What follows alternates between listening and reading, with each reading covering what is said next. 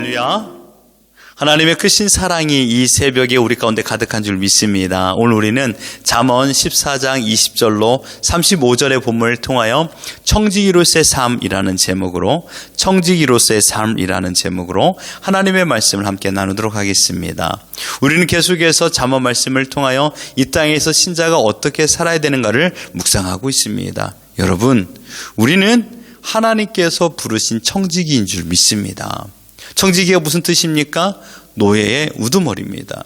귀족 집안이나 부자 집안의 그곳에 있는 하인들 또는 노예들 가운데 똑똑하여서 그 주인의 가사 전반을 관리하는 사람을 청지기라고 말합니다. 그러니 여러분, 청지기도 노예의 한 사람일 뿐이죠. 주인으로서 부여받은 어느 정도의 권한을 가지고서 노예나 또 다른 하인들을 잘 관리하는 것입니다. 그러므로 청지기는 주인이 아니라 관리직이라고 말할 수 있죠. 우리는 하나님의 청지기라고 서두에 이야기했습니다. 그렇다면 먼저는 하나님께서 우리에게 부여하신 영역이 있습니다. 그 영역은요, 내 것이 아닙니다. 주님의 뜻대로 잘 관리하는 임무를 우리에게 허락하신 것입니다. 여러분 기억하십시오. 청지기는 결코 주인이 아닙니다. 주인을 기쁘시게 해드리기 위한 사명을 가진 자입니다. 여기에 주인이 부여한 영역은 그러니까 우리의 생명, 가정, 자녀, 직장, 재물, 건강 또는 사명, 은사, 직분, 이 모든 것들이 다 하나님께서 부여하신 청지기의 영역입니다.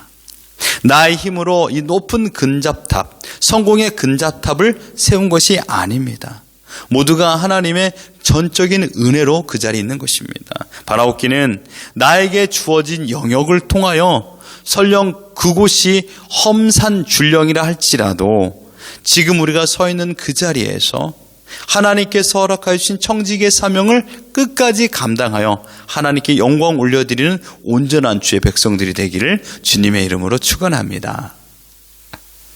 오늘 본문에서 선한 청지기로서의 감당해야 될 사명을 21절에 말씀하고 있습니다. 이웃을 업신 여기는 자는 죄를 범하는 자요, 빈곤한 자를 불쌍히 여기는 자는 복이 있는 자니라. 여기서 이웃이라면 누구를 말할까요? 20절을 보십시오. 가난한 자를 말하고 있습니다. 가난한 자가 바로 우리의 이웃이다라는 것입니다. 그러므로 가난한 사람들을 어떻게 대해야 하는가를 말하고 있습니다. 여러분, 가난이라는 것은 인생에서 참으로 경험하고 싶지 않은 현상입니다. 여러분, 하나님의 절대 주권을 믿습니까? 하나님께서 지금도 온 땅을 만드시고 통치하시는 분이신 줄 믿습니까? 지금도 우리의 생사 화복을 주관하시는 분이시는 것을 믿는다라면 지금 우리에게 펼쳐진 가난조차도 하나님의 뜻인 줄 믿습니다. 때로는 부할 때도 있고 가난할 때도 있습니다. 우리는 하나님의 뜻이라면 모두가 성공하고 합격하고 잘 사는 것이라고 생각합니다. 성공하고 합격해야만 하나님께 영광을 돌리는 삶일까요?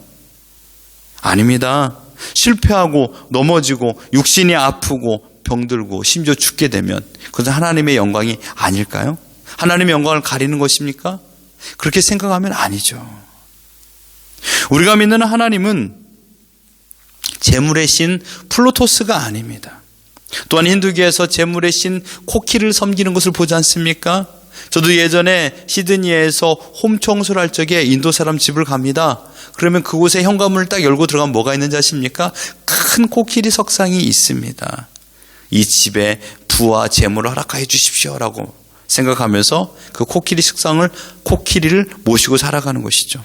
하나님은 여러분 재물의 신, 성공의 신이 아니라 하나님은 성공과 실패, 부와 가난을 주관하신 분이십니다. 사무엘상 2장 7절에 보면 이렇게 말하고 있습니다. 여호와는 가난하게도 하시고 부하게도 하시며 낮추기도 하시고 높이게도 하시는도다. 모든 것이 하나님의 전적 주권이라는 것입니다. 그러므로 가난도 하나님의 목적과 뜻이 있습니다. 여러분, 가난은 수치가 아닙니다. 그것 때문에 부끄러워하거나 염려할 필요가 없습니다. 단지 우리가 살아가는 데 조금 불편할 뿐입니다. 문제는 가난한 사람을 내가 어떻게 대하는가, 그 태도가 문제입니다. 위에서 언급했듯이 이 땅에서 살아가는 모든 사람들은 청지기입니다. 주인의 것을 잘 관리하다가 주인이 되돌려 달라고 하면 줘야 됩니다. 그러므로 우리는 지금 나싱이라는 것이죠. 아무것도 내 것이 없습니다. 지금 재물이 있는 상태에서 가난한 사람을 업신 여기지 말라는 것입니다. 21절 다시 보십시오. 이웃을 업신 여기는 자는 죄를 범하는 자요, 빈곤한 자를 불쌍히 여긴 자는 복이 있는 자니라. 어떻습니까, 여러분? 업신 여기는 사람, 그 사람은 죄를 범하는 겁니다. 그러나 그들을 불쌍히 여긴 사람은 복을 받습니다. 여기에서 업신 여기다라는 말은요, 멸시하다라는 뜻이요, 모욕하다라는 뜻입니다. 멸시하고 모욕할 때 나타나는 것은요, 상대방을 전혀 배려하지 않습니다. 상대방의 감정을 공감하지 않습니다. 오직 자신의 감정에, 기분에 맞추어서 그 사람들을 대합니다. 상대방이 나에게 싫은 이야기를 하면요, 때로는 우리에게 어드바이스를 하면요, 그 사람의 의견을 들어주지 않습니다. 업신 여기는 사람의 특징은 무엇입니까? 잘 알지도 못하면서 상대방을 평가합니다. 판단하고 정죄합니다. 이런 마음은 어디서 비롯될까요? 업신 여기는 것은 곧 교만하기 때문입니다. 교만하기 때문에 상대방을 무시하고 모욕하는 것입니다. 내가 가지고 있는 지식, 건강, 재물 또는 경험, 스펙, 이 모든 것을 통하여서 내가 너보다 우월하다, 그래서 그 사람을 무시하는 것입니다. 31절을 보십시오. 가난한 사람을 학대하는 자는 그를 지으신 이를 멸시하는 자요, 궁핍한 사람을 불쌍히 여긴 자는 주를 공경하는 자니라. 여러분, 우리가 하나님을 공경하고 하나님을 섬긴다, 내가 하나님을 찬양한다, 자주 이야기를 하는데 어떠한 삶이 하나님을 공경하고 하나님을 찬양하는 삶입니까? 오늘 본문에서 말하고 있지 않습니까? 바로 궁핍한 사람을 불쌍히 여기는 것, 그것이 바로 하나님을 높여드리는 것입니다. 가난한 사람을 학대하는 것은 가난한 사람만 학대하는 것이 아니라 끝내 하나님을 학대하는 것이요, 하나님을 멸시하는 것이요, 하나님을 모멸케 여기는 것입니다. 자기가 지금 재물이 많다고, 지금 상대방보다 조금 더 우월한 자리에 있다고 해서 그 사람을 무시하는 것은 끝내 하나님을 무시하는 처사입니다. 바라옵기는 여기 계신 우리 모든 분들이 지혜로운 자들이 되어서 하나님을 공경하는 삶을 살기를 주님의 이름으로 축원합니다. 여러분, 결단코 평가하는 말과 행동을 삼가하십시오. 그리고 철저하게 하나님의 뜻과 목적이 무엇인가를 생각해 보면서 상대방을 대하는 것입니다. 그러기 위해서 우리가 해야 될 것은요, 가난한 사람을 무시하거나 평가하거나 정죄하지 마시고 궁핍한 자를 불쌍히 여기는 것입니다. 지금 우리는 이 땅에서 코로 호흡하며 살아가는 자들입니다. 그것은 누구나 동일합니다. 여기에는요, 출신 환경, 피부색, 언어, 인종이 다르다 할지라도 다 모두가 코를 의지하며 살아가고 있습니다. 이 코의 호흡이 끊어지면요, 어떻게 되죠? 모두가 죽습니다. 흙으로 돌아가는 존재라는 것이죠. 그렇기 때문에 여러분, 추앙받을 사람도 추앙받지 못할 사람, 높임을 받거나 무시당할 사람이 없다라는 것이에요. 모두가 똑같은 하나님께서 만드신 작품입니다. 가진 것이 있다고 또는 가진 것이 없다고, 지금 높은 자리에 앉아 있다고 아니면 낮은 자리에 있다고 해서 그것을 평가하는 것은 참으로 안타까운 태도입니다.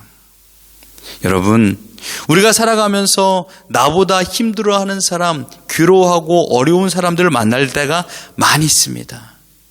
여러분, 또한 나보다 다 높다고 생각하지만요, 나보다 더 힘들게 살아가는 사람도 많이 있습니다.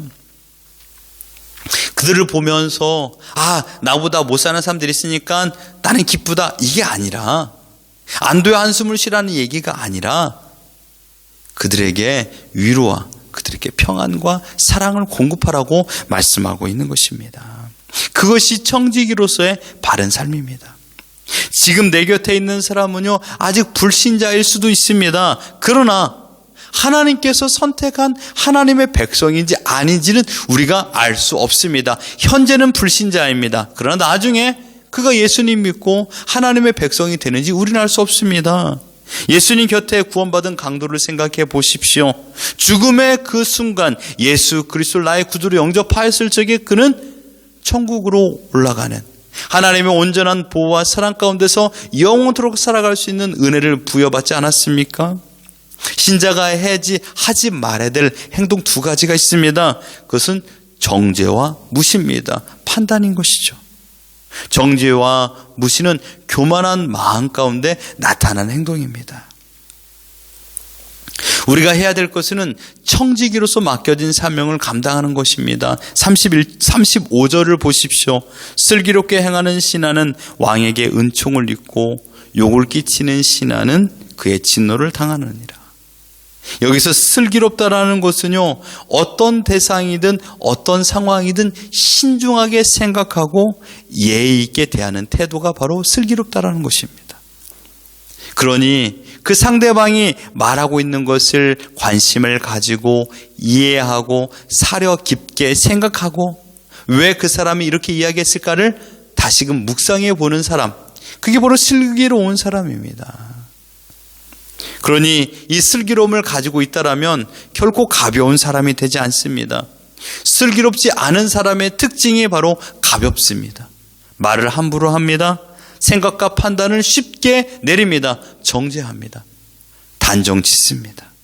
서슴없이 말을 합니다. 상대방을 배려하거나 기다려주지 않습니다. 위에서 언급했던 것처럼 무시하는 태도, 업신여기는 태도가 바로 슬기롭지 못한 태도와 동일합니다.